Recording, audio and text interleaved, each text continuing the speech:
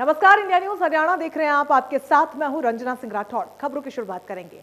मुख्यमंत्री मनोहर लाल ने सोमवार को पंचकुला में बीजेपी ओबीसी मोर्चा की प्रदेश कार्य समिति की बैठक ली। बैठक की अध्यक्षता उन्होंने खुद की और इस मौके पर उन्होंने कहा कि गरीब परिवारों की आय बढ़ाने और उन्हें आर्थिक रूप से सशक्त बनाने के लिए प्रदेश में अंत्योदय ग्रामोदय मेले लगाए जाएंगे। इन मेलों में ऐसे परिवारों को स्वरोजगार से जोड़ा जाएगा। साथ ही उन्होंने कहा कि परिवार पहचान पत्र योजना के माध्यम से डाटा एकत्रित कर वेरिफिकेशन का काम किया जा रहा है। इसके लिए 6 विभागों की 40 योजनाओं के माध्यम से स्वरोजगार स्थापित करने का काम अंतिम चरण में है। उन्होंने ये भी कहा कि ओबीसी मोर्चा के सभी पदाधिकारी अपने स्तर पर अपने आसपास के 10-10 गरीब परिवारों की सूची बनाकर सरकार को भेजें ताकि गरीब परिवारों की आय बढ़ाने का लक्ष्य हासिल किया जा सके।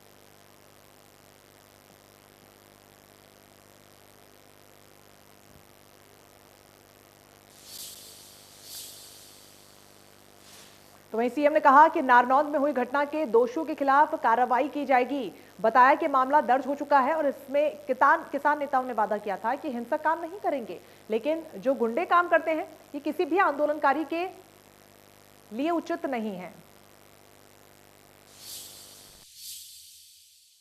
कुछ लोगों का आंदोलन है और कुछ लोग अपनी जिद के कारण से ये सब कर रहे हैं। वो साल हो, 11 महीने हो, 12 महीने हो, उनको जो रणनीति बनानी वो बनाएंगे। हमारे कहने पर तो है नहीं, वो अपने मन से चलते हैं और जिद करके चलते हैं। अगर वो जिद को छोड़ दें तो उनकी ये समस्या भी हल होने में देर नहीं लगेगी। केंद्र सरकार ने उनको कई बार निमंत्रण दिया है। आज भी अगर वो जिद को छोड़ते हैं तो निश्चित रूप से आगे बढ़ेंगे। लेकिन अब कोई ऐसा विषय नहीं है जिसके कारण से और मानो उनको खुली छूट मिल जाएगी कि जो मर्जी करें। लॉ एंड ऑर्डर की स्थिति को मेंटेन रखने के लिए हम लोग हमेशा सरकार के जो हमारे कदम हैं, पग हैं, जनता को तकलीफ नहीं होनी चाहिए। किसानों के नेताओं की ओर से एक पहले वायदा किया गया था कि हम किसी प्रकार की कोई हिंसात्मक गतिविधि नहीं करेंगे, शांतिपूर्वक आंदोलन चलाएंगे। लेकिन जगह जगह पर जिस प्रकार के ये भोंडे काम करते हैं ये उचित नहीं है किसी भी आंदोलनकारी के लिए। लेकिन सरकार कहीं भी कोई कानून को तोड़ने की बात करेगा उसके खिलाफ कार्रवाई करेगी। नारनौंद में सांसद रामचंद्र जांगड़ा की गाड़ी पर हमला करने के मामले में दर्ज मुकदमे खारिज करवाने को लेकर किसानों ने एसपी कार्यालय का घेराव किया। इस दौरान किसान नेता राकेश टिकैत भी पहुंचे। दूसरी मांग किसान कुलदीप राणा पर हमला करने के मामले में राज्यसभा सांसद रामचंद्र और उनके सहयोगियों के खिलाफ मुकदमा दर्ज करवाने की है। इस मांग को लेकर किसानों ने एसपी कार्यालय का घेराव भी किया। और हमारी मुख्य 3 मांगे थी जिनमें हमारा कोई भी उन्होंने जो है उसको माना नहीं और तीनों पे कोई जो है सहमति नहीं हुई तो वापस आ गए। और जो अभी यही है कि यहीं जो टेंट लगेगा और धरना यहाँ शांतिपूर्वक चलता रहेगा। खाने पीने की, नहाने धोने की व्यवस्था यहीं पे होगी। और जो कल संयुक्त किसान मोर्चा की मीटिंग है बॉर्डर पे, उसमें ये पॉइंट रखा जाएगा और जो वहाँ अंतिम निर्णय निकल के आएगा उसके ऊपर एक्शन होगा। 16 सदस्य टीम जो अंदर गई थी बातचीत के लिए और 2 हमारी प्रमुख मांगे शुरू से ही प्रमुख मांगे रही हैं। जो एक तो रामचंद्र जांगड़ा और उसके साथियों के खिलाफ में 307 का मुकदमा दर्ज किया जावे। दूसरी जो हमारे साथियों के खिलाफ में 307 के मुकदमे दर्ज करे हैं उनको। धर्मनगरी कुरुक्षेत्र के शाहबाद उपमंडल स्थित शाहबाद शुगर मिल के एथेनॉल प्लांट का सीएम मनोहर लाल ने वर्चुअल माध्यम से उद्घाटन किया। मुख्यमंत्री मनोहर लाल ने करनाल से आन प्रणाली से शाहबाद शुगर मिल के 66 के एलपीडी शीरा आधारित एथेनॉल प्लांट का उद्घाटन किया। प्लांट पर राज्य सरकार की तरफ से करीब 99 करोड़ रुपए का बजट खर्च किया गया है।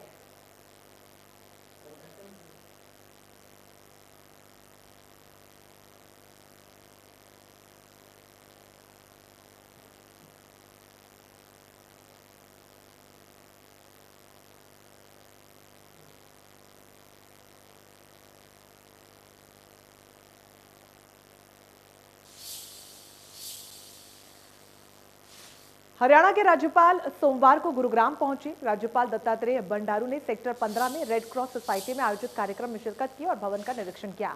इस कार्यक्रम में रक्तदान शिविर का भी आयोजन किया गया, जिसमें रक्तदान करने वाले लोगों को राज्यपाल ने प्रोत्साहित करते हुए लोगों से रक्तदान करने की भी अपील की।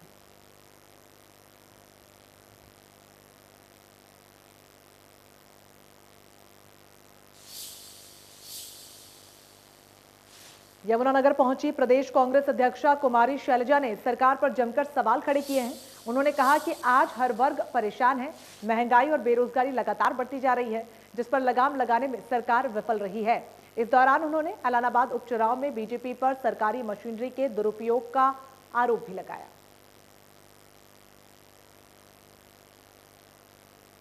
लोगों के प्रति कोई संवेदनशीलता नहीं है। आज जिस कदर महंगाई बढ़ रही है उससे हर नागरिक प्रभावित है। गरीब, मिडिल क्लास, सभी लोग। क्राइम आप देख लो, अनएम्प्लॉयमेंट आप देख लो, बेरोजगारी बढ़ती चली जा रही है। बेशक ये कल ही मैं देख रही थी, आरक्षण की बात कर रहे हैं नौकरियों में, लेकिन वो भी एक दिखावा है। ये केवल दिखावे और छलावे की सरकार है। कोई भी नागरिक आज के दिन ऐसा अपने आप को, चाहे उसके कामकाज कारोबार की बात हो, चाहे उसकी मेहनत की बात हो, कोई भी अपने आप को सुरक्षित महसूस नहीं कर पा रहा है। प्रदेश में डीएपी खाद की किल्लत से किसानों का भारी परेशानियों का उन्हें सामना करना पड़ रहा है। तो वहीं भिवानी में डीएपी की कमी से परेशान किसानों ने कहा कि डीएपी की कमी से वो जूझ रहे हैं। किसानों का कहना है कि डीएपी की कमी की वजह से गेहूं और सरसों की फसल की बिजाई नहीं हो पा रही। किसान परेशान हैं। कृषि विभाग के टेक्निकल अधिकारी डॉक्टर संजय मेचू का कहना है कि किसानों को कोई दिक्कत नहीं आ रही। उन्होंने कहा कि किसानों को दिक्कत नहीं आए इसके लिए पर्याप्त मात्रा में डीएपी खाद और यूरिया उपलब्ध है। उन्होंने ये भी कहा कि एक डीएपी का रैक आएगा और उसके बाद किसानों को बिल्कुल भी समस्या नहीं होगी।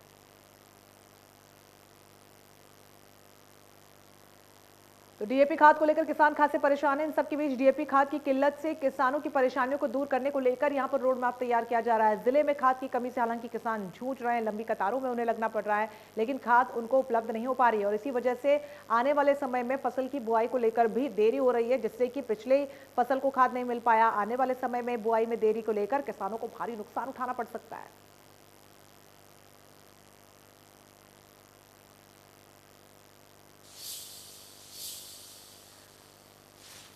बल्लभगढ़ में सरकारी खाद की दुकान पर किसान खाद लेने के लिए बैठे हैं और खाद न मिलने से परेशान किसान सुबह से ही खाद की दुकान पर लाइन लगाकर बैठे हुए हैं। डीएपी खाद के लिए परेशान किसानों से सहयोगी राजेंद्र दया ने खास बातचीत की है।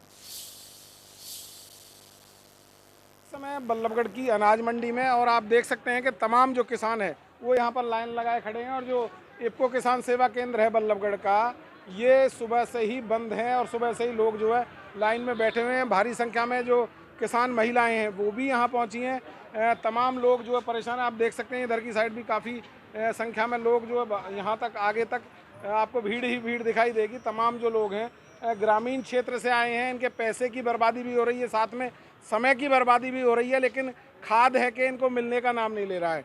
तमाम लोग जो है काफ़ी दिनों से परेशान है कि यहाँ पर माता है, किसान है। क्या नाम है आपका? लक्ष्मी।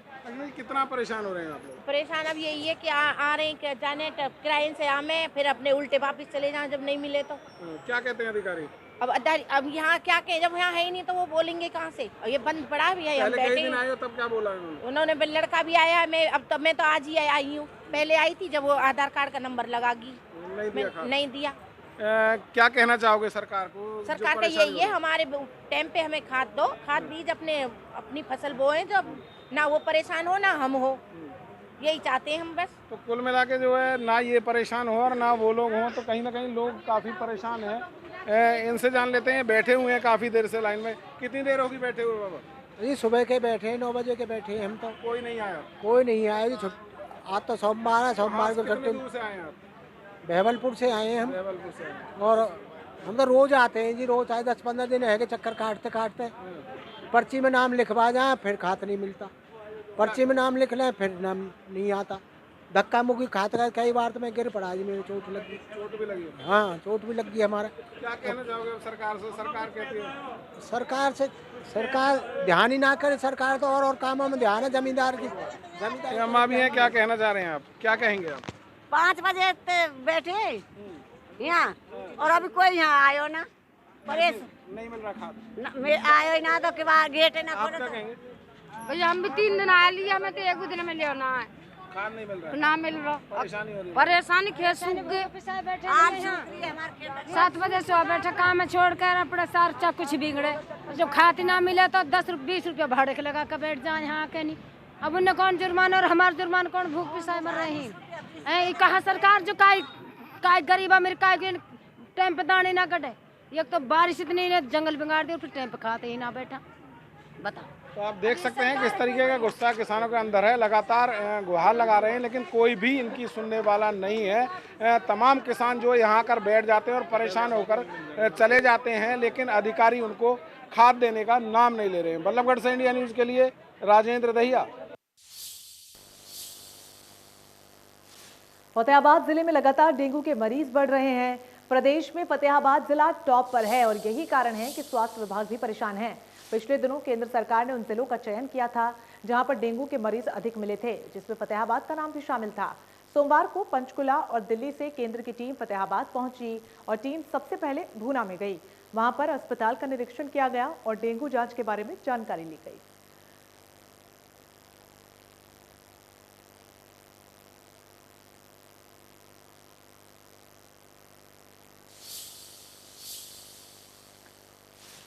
केंद्र सरकार की तरफ से वैक्सीनेशन में तेजी लाने के लिए हर घर दस्तक अभियान चलाया जा रहा है और इसी के तहत अंबाला में भी इसकी शुरुआत हो चुकी है, जिसके तहत स्वास्थ्य विभाग की तरफ से डोर टू डोर जाकर बचे हुए लोगों का वैक्सीनेशन किया जाएगा। अंबाला में आज 139 जगहों पर डोर टू डोर वैक्सीन लगाई गई।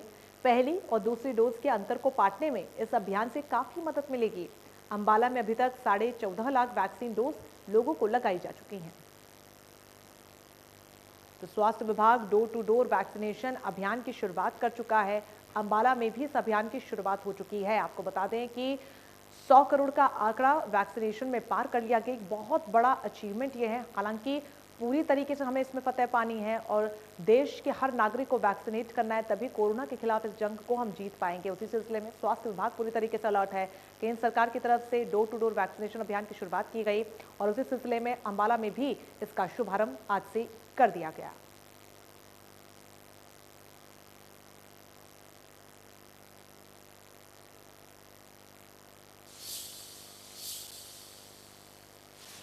सिरसा जिले के अलग अलग गांवों में पशुओं को मुंहखोर और गलगोटू बीमारी से बचाव के लिए 1 नवंबर से टीकाकरण अभियान जारी है, जिसमें जिले के अलग अलग गांवों में विभाग की टीमों ने पशुपालकों के घर घर जाकर टीके लगाए जा रहे हैं।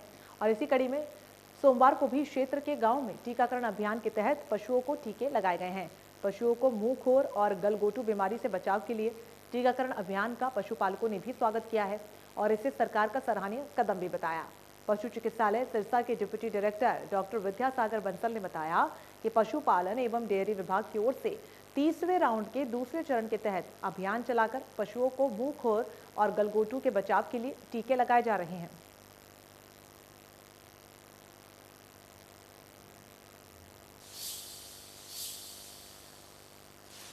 खबर सोनीपत से है। यहाँ पर अवैध संबंधों के चलते महिला ने अपने प्रेमी के साथ मिलकर पति को मौत के घाट उतार दिया और इतना ही नहीं, आरोपी महिला 1.5 महीने तक ससुराल के लोगों को भी गुमराह करती रही। बाद में मृतक युवक के परिवार वालों को पत्नी पर शक हुआ और पुलिस को इस पूरे मामले की जानकारी दी गई। पुलिस ने जब आरोपी महिला से पूछताछ की और सारा राज उगलवा दिया। बताया कि हत्या के बाद उसने और उसके प्रेमी ने शव को दिल्ली अंबाला रेलवे ट्रैक के पास झाड़ियों में फेंक दिया। करीब 1.5 महीने बाद हत्या से पर्दा उठा, तब तक कंकाल शव जो था वो कंकाल बन चुका था। अब जीआरपी थाना पुलिस हड्डियों का डीएनए टेस्ट करवाएगी। मृतक पति सितंबर महीने में अपनी पत्नी और बच्चों के साथ बिहार से सोनीपत काम की तलाश में आया था।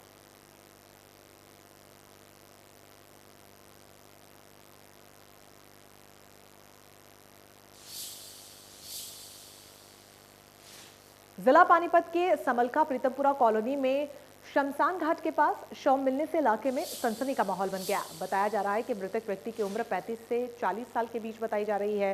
तो वहीं मामले की सूचना मिलते ही मौके पर पहुंची पुलिस ने शव को कब्जे में लेकर पोस्टमार्टम के लिए भेज दिया है और साथ ही आगे की कार्रवाई भी शुरू कर दी है।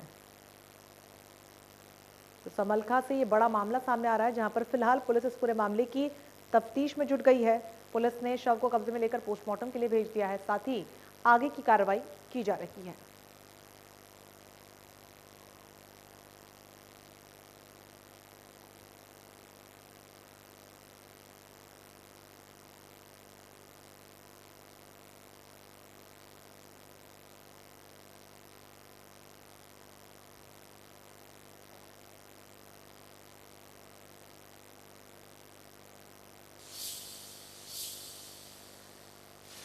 दिवाली के बाद से प्रदेश के अलग अलग क्षेत्रों में पोल्यूशन का जो स्तर है वो बढ़ता जा रहा है। उसी के साथ ही AQI इंडेक्स में भी बढ़ोतरी देखने को मिल रही है। उसी सिलसिले में हमारे सहयोगी देवेंद्र कौशिक ने हालातों का जायजा लिया है। उनकी इस रिपोर्ट को देखिए। फरीदाबाद में पॉल्यूशन का स्तर अभी भी लगातार 400 से ऊपर बना हुआ है। अगर एयर क्वालिटी इंडेक्स की बात करें तो लगातार जिस तरह से दीपावली पर बहुत खतरनाक श्रेणी में पॉल्यूशन पहुंच गया था, लेकिन अभी भी 400 से ऊपर बने रहना कहीं ना कहीं फरीदाबाद के लोगों के लिए परेशानी का सबब बना हुआ है। और इसमें सबसे ज़्यादा अगर भूमिका है तो वो उड़ने वाली सड़कों पर डस्ट है। जो PM 2.5 जो महीन कण हैं वो कहीं ना कहीं हवा में 30 से 40 फीट तक रहते हैं और जिसकी वजह से लोगों को परेशानी होती है। आप साफ तौर से एक ये सेक्टर 10 की रोड है जो बिल्कुल टूटी हुई है यहाँ से, और यहाँ से जितनी भी गाड़ियाँ निकल रही हैं इससे जो उड़ने वाली डस्ट है वो PM 2.5 और PM 10 की जो धूल के कण हैं वो सांसों में जा रहे हैं। और वो सांसों में जाने के बाद में उसी हिसाब से साफ तौर से देखा जा सकता है कि किस तरह से ये धूल है। और अगर आप मैं दिखाऊँ तो देखिए ये जो सड़क किनारे जो पेड़ लगे हुए हैं, पेड़ों की ये दशा देखकर आप साफ तौर से समझ सकते हैं कि ग्रेप जरूर लागू हो गया, लेकिन पानी का छिड़काव ना तो पेड़ों पर किया गया है, ना ही सड़कों पर उड़ने वाली डस्ट पर कोई पानी का छिड़काव किया जा रहा है। हालांकि आदेश हैं जरूर इस बात को लेकर के पॉल्यूशन को कम किया जाए और जो सड़कें ऐसी हैं जहां डस्ट उड़ रही हो वहां कहीं ना पानी छिड़का जाए ताकि इस डस्ट को दबाया जा सके। इसके साथ साथ में ऐसी सड़कें जहां ट्रैफिक जाम लगता हो वहां स्मूथ ट्रैफिक चलाने के लिए भी पुलिसकर्मियों की व्यवस्था की जाए। हालांकि सड़क पर ट्रैफिक स्मूथ जरूर है, लेकिन जो एयर क्वालिटी इंडेक्स है और वो जब लगातार 400 से ऊपर बना रहता है तो ऐसे में जो फरीदाबाद की स्थिति जिस तरह से हम जिक्र करते हैं कि फरीदाबाद को औद्योगिक नगरी भी कहा जाता है और औद्योगिक नगरी में फैक्ट्रियों से निकलने वाली चिमनियों का जो धुआं है वो भी कहीं ना कहीं लोगों को नुकसान पहुंचा रहा है। बात भी कर लेंगे, कुछ लोग हैं बाइकर से, आप निकल रहे थे यहाँ से, किस तरह से देखते हैं चूँकि डस्ट लगातार सड़कों पर है, पॉल्यूशन का स्तर कैसा है? नहीं, थोड़ा पॉल्यूशन का स्तर बढ़ रहा है और सरकार ने कोशिश भी पूरी कर रखी है थोड़ा सा और हो जाए तो जो सांस लेने वाला आदमी है, जो हार्ट प्रॉब्लम वाला आदमी है और उनके लिए काफ़ी किफ़ायत मिल जाएगी। मुश्किल होता है बहुत ज़्यादा जब डस्ट मुश्किल होता है। रोडें जैसे टूट रही हैं, कुछ चिमनियाँ चल रही हैं, कुछ खुले में फैक्ट्रियाँ चल रही हैं, तो इन पे थोड़ा उद्योग नगरीय इसमें और थोड़ा सा ज़्यादा कंट्रोल हो जाए तो बहुत अच्छी बिल्कुल। देखिए जिस तरह से हम जिक्र कर रहे थे, कहीं ना कहीं लोगों की भी आवाज़ यही है कि जो चिमनियों से धुआं निकलने वाला है उस पर कंट्रोल हो। इसके साथ साथ में इन दिनों में चूंकि लगातार पॉल्यूशन बढ़ता है तो ऐसे में जो ग्रेप की हिदायतें हैं उनको भी नगर निगम या पॉल्यूशन कंट्रोल बोर्ड के अधिकारी हैं उस पर कंट्रोल करते हुए दिखाई देने चाहिए। हालांकि अभी ऐसा कुछ फरीदाबाद में नहीं दिख रहा है, इसी वजह से जो क्वालिटी इंडेक्स है वो बढ़ता हुआ दिखाई दे रहा है। फरीदाबाद से देवेंद्र कौशिक, इंडिया न्यूज़। तो इसी के साथ इस बुलेटिन में बस इतना ही, लेकिन बाकी तमाम बड़ी खबरों के लिए आप बने रहिए हमारे साथ। नमस्कार।